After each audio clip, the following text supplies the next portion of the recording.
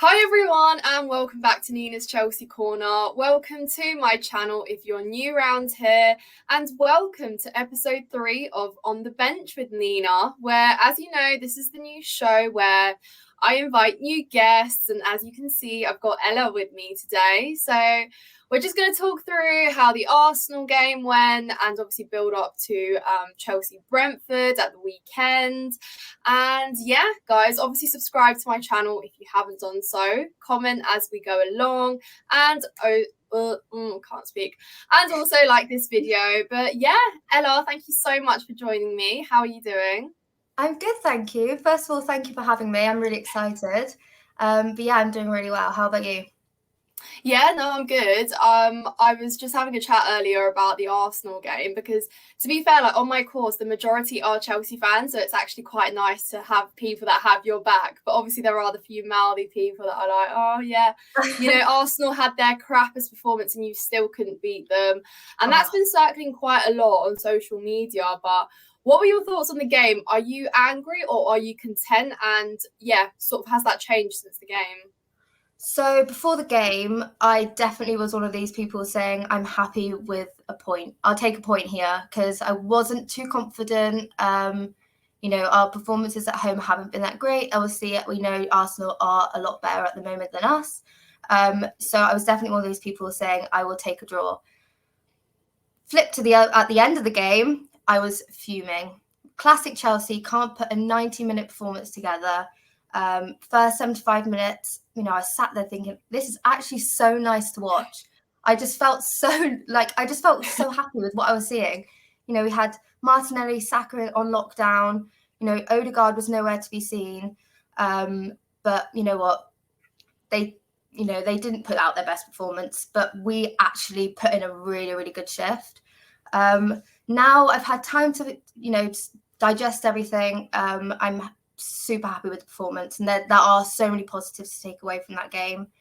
We had Mudryk, Palmer, and Sterling, so much speed up front, and everything just seemed to click that game. Something was working, and I don't think that should be changed anytime soon. It's definitely our best performance this season. But obviously, individual mistakes led to us obviously dropping 2 points. Sanchez, he's made slight mistakes in the past, but he always seems to rectify them, or he always semes to save his own mistakes. He saves his own mistakes, yeah. He's done that quite a few times. But today, the game on the weekend, he just couldn't. It was a mistake. It happened. And it cost us the game. But I don't think he should be swapped out for this one mistake. I think that won't be good for his confidence. What about you? What do you think? Yeah, no, I agree. I mean, you're spot on there. And I don't think that dropping Sanchez is really going to do much for his confidence, just for the team as a whole. And I think I've noticed with Pochettino is that when he sees players have bad games or certain players struggle a little bit, he doesn't bench them. He continues to play them. And sort of if you take the fact that Colwell's been playing as a left back, and at first all of us sort of said, don't agree with that. Like, why are you playing Colwell? Then it actually started to work, and nobody was saying, why is Colwell at left back? And it's also things like Mudryk starting, and also things like Cole Palmer consistently starting, and, Thiago Silva paired with Disasi at the back. And it's things like that where you repeat them and they actually start to work over time. So yeah, I agree with you on the Sanchez point. I think he will start. I myself have been very critical of Sanchez. I mean, we've talked about this. You know that I think he can be a bit shaky at times, like he overthinks it, and he distributes the ball either off play, like off the field, or to a player from the other team. And it's just like, it doesn't really make sense. But then at the same time, he has redeemed himself when he has made the mistakes, which is why nobody's obviously talked about it. But then with Arsenal, that mistake was punished, and then the spotlight is instantly on him, because there you are, you're giving away that because even if we had conceded, it would have been 2-1 and we would have been content with that. We wouldn't have even spoken about Gusto's mistake that much. No, but yeah, exactly. So I agree with you. I think that Sanchez will start, but I think we might see Petrovic against Blackburn. Exactly, that's exactly what I said. I was speaking to my dad before we spoke just now, and I said I just don't think Petrovic should come in for the Brentford game, but the Blackburn game, I think it'll be good to see what he can do. And Yeah, although, definitely. yes, we do need, obviously, we need the win. We need to get through to the next round of the Carabao Cup. But it would be nice to see what he can bring to the side. Going back to Sanchez, there was moments that I had kind of like a Mendy flashback. Yeah.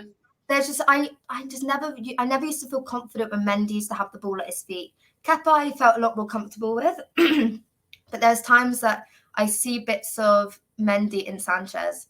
Just those, I don't know, just the confidence with the ball at his feet, just those little mistakes. But every goalkeeper has those nuances that they aren't fully perfect. There's some players that goalkeepers that aren't good with the ball at their feet. Maybe they're not good at certain close shots, but yeah, I think Sanchez needs more time. He's only just arrived as well. Let's be honest. Yeah. And he's been thrown in. He was meant to be a number 2 goalkeeper for Kepa, right?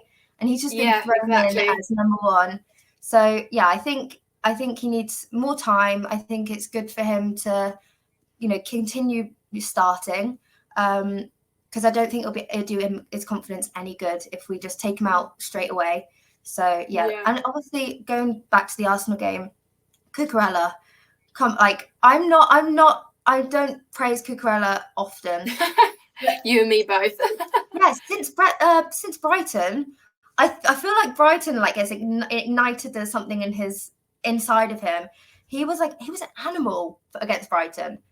Maybe it's because he's playing against his old club, but he was an animal, and it's kind of carried on for the next for the Arsenal game. It's so nice to see him actually perform well. Obviously, last season coming into a side where we were going through a huge change as it was. That's not gonna it's hard to cement yourself in the team in times like that anyway. But I've been really, really impressed with Cucurella, and I'm not his biggest fan, but I will praise him when praise is due. So yeah, I was really impressed with him. Cole Palmer as well. Yeah. He's honestly, really sorry, I just really quickly on Cucurella, because you mentioned him. Would you then start him as a left back against Brentford? Yeah, I think I would. Yeah. Yeah, I think I would. Yeah, I think I just don't think we should change anything with the team right now for Brentford. I think something clicked in that game against Arsenal, and I think it needs to stay that way for a bit. One thing I do love about Pochettino as well, he keeps the players in where it works. Whereas remember with Frank, it would just swap. Like there was no consistency. And with Poch, there's consistency there, and it's nice to see. It's something's clicking, and I think it needs to stay this way for the foreseeable. Mudryk start. I'm a huge fan of Mudryk as it is. It's nice to see him looking confident. But yeah, I definitely think things should stay this way for a little bit with the lineups, I think. Yeah, I agree with you. I definitely think that now more than ever, we need some consistency in the team. We need these players to get used to playing together. We need to see these patterns of play be repeated in our upcoming games. And yeah, I definitely think that if we make changes, we just break up momentum, we break up the system. And right now, we're trying to get these players to play. And I like what you pointed out about the fact that Potter was at fault for doing the same, changing. I think we had the most changes in lineups in the whole season than any other Premier League club. I think there was some sort of statistic, and it was hard alone players arriving, leaving, coming through, coming out, and then changing everything every single week. So, like I said, I like that Pochettino will take the criticism, but he'd still continue playing them to see it eventually work through. So I agree with you. I wouldn't make too many changes against Brentford, except I think Reece James might start. I think that's a interesting one. I'll get your opinion on that. Do you know what? I feel like I don't want him to, because I don't want to rush him back. And I'm a big fan of Malo Gusto. I think he's been delivering. I think he's been doing great. I don't see, why we should be rushing Reece James back. If Gusto was having stinker after stinker, I'd get rushing Reece James back in. But it's not the case. So I think let's give him the time. But some people are saying that he's been fully fit. He was fully fit for Arsenal as well. But obviously, that's a very intense game and perhaps not the right one for him to make his return then. But it's interesting. I wouldn't probably start him just coming from a place of fear, but I think Pochettino might. What do you think? I think he might, but I don't particularly want him to. I'd rather him just get maybe 20 minutes at the end of the game in. We've got a really intense run of games coming up. So yes, I can understand maybe Brentford is one of the easiest ones to ease him in, but I feel like, look what happened last time. We rushed him in, and then he just re-injured himself. So I'm just nervous for him. Yeah, he's, trust issues. right now. It feels like he's made of glass. Like I just feel like he's when he is fully fit, he's an animal. But it's so you never know what's going to happen with Reece, and I just feel like maybe Brentford might be the good time to at least get 20 minutes, 15 minutes in, get something, because we have got such an intense run of games coming up. But I don't know. I think, like you said, I think he may start him and maybe bring him off after half time. Maybe start him and then bring him off, or bring him on as an impact player. Maybe if we are, God forbid, 1-0 down or something, bring him on as an impact player, because, he's great in defence and going forward. Remember last season, some of his assists, some of his goals, like he's such a talented player, and, he's a great leader on the pitch. But yeah, he's just come back from yet another injury. So I don't know.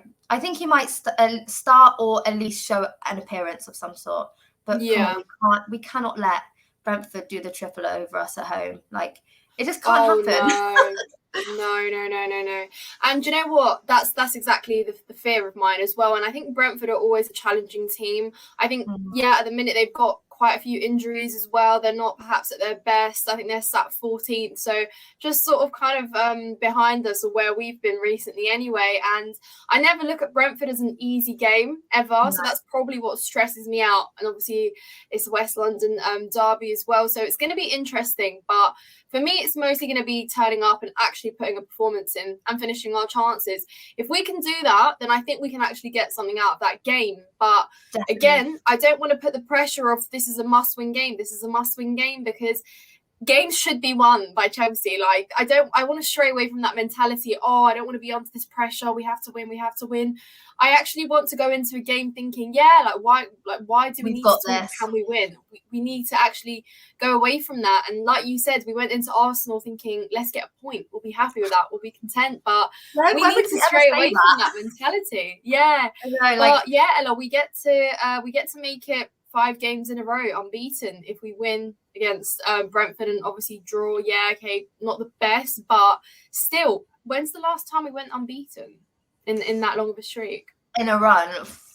God, was it like 2022? Probably. It feels so long that we've just had a period of time where we just felt confident in the side.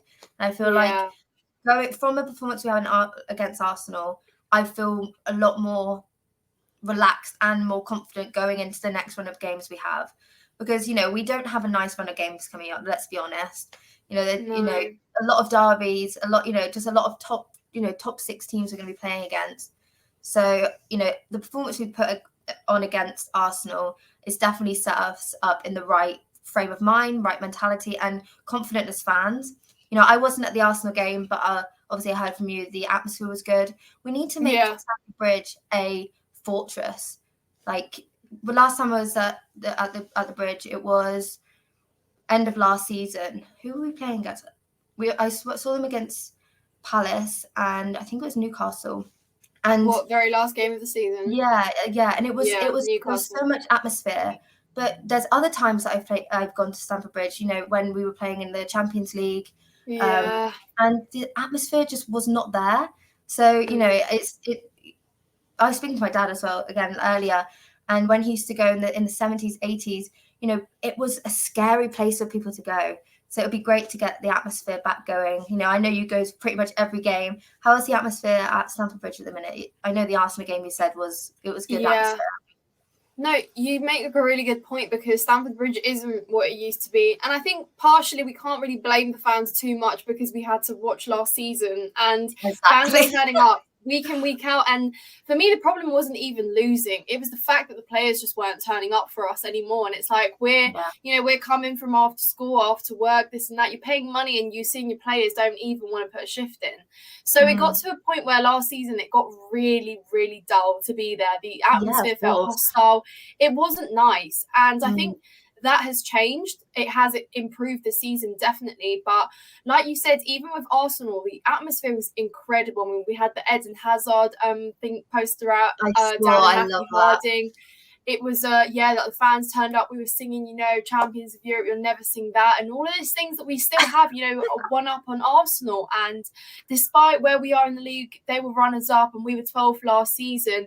The fact that this is the derby and we went into it like that really was a lift in spirit massively. But Ella, the moment that we conceded, atmosphere changed, and that's it. And we are at fault for that. And we are at fault for that. I think it's not right. It just kind of kills you because you're in the lead for 77 minutes. You're watching Chelsea play incredible football. We've inhibited Arsenal from anything to like scoring and everything, and then we concede and we throw it away just like that. And dead atmosphere died in like with the two goals that we conceded. You, doesn't it? It just it sucked the life out of me. I was like, I was literally sat watching it, and all of a sudden I was like, oh my god, like how this is so typical from us from last season as well. Having such a good first half, then throwing it away in the second half, or such a good second half, but then not putting enough of a good performance in the first half. There's just not a consistent, and I don't know if that's mentality. I don't know what that could be, but I could definitely, now I've relaxed after the Arsenal game. There's so much positives to take out of the game. It's built us up for a good feeling for the next run of games, I think. Yeah, no, I agree with you. And I think we need to get behind the players. I think now more than ever, they're young, they're upcoming. I mean, even the way they celebrate the goals, the way they want to build that relationship with the fans as well, the crowd. It's young players come, and especially when you walk into the team, you want to earn the trust of the fans and you want them to get behind you. You mentioned Cole Palmer. Let's talk about Cole Palmer because he's walked into this Chelsea team for 40 million. He was a surprise sort of transfer in the window. He wasn't being speculated or anything like that. Nobody was talking about Cole Palmer coming to Chelsea, and actually the majority of the fan base reacted very negatively towards Cole Palmer being signed. But I think right now you can safely say Cole Palmer is probably top 3 best players at Chelsea at the minute.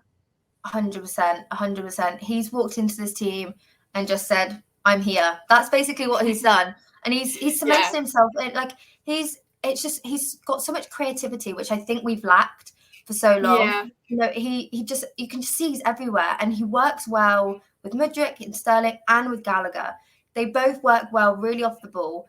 And he's very creative, and I think we really needed that. And I loved his Sterling wanted to take the penalty on the weekend.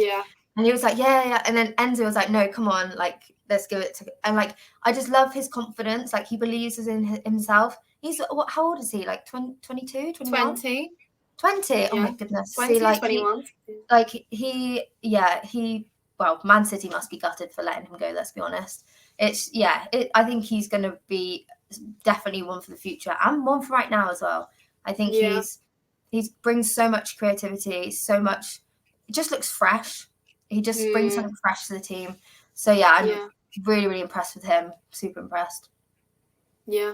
No, I mean, it's great. It's so refreshing, isn't it, Ella, to talk about players at Chelsea with a sort of refreshing kind of positive light. And I think it will get better as well. It will improve. And now we are seeing like positive signs across performances. I think we can have a little bit more faith in the project, the players and the system. And this is what Pochettino came to do, build a system out of all these different players from all around the world, different leagues, different academies to come in and actually build a team. Because we've looked at other teams last year, we weren't competing against anyone. We were competing with each other, and it was just like this really toxic environment where nothing made sense. So definitely I like that we're really positive today. I like that we are, and obviously guys in the comments, let us know if you're feeling this way as well, and obviously your thoughts on the Brentford game. I mean, it's it's literally a day away, so we'll look ahead to that.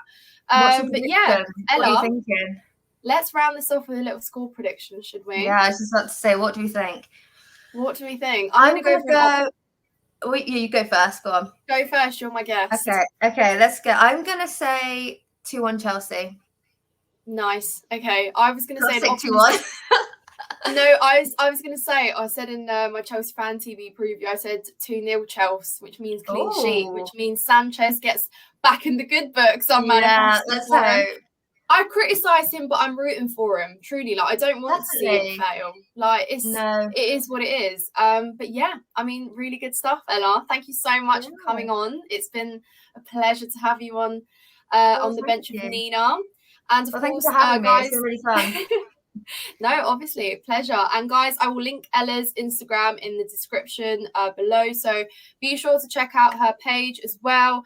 Obviously, comment on this video, your thoughts, your score predictions for Brentford, how you're feeling. Subscribe to my channel and I will see you after Brentford. Thank you so much for watching. Bye, guys.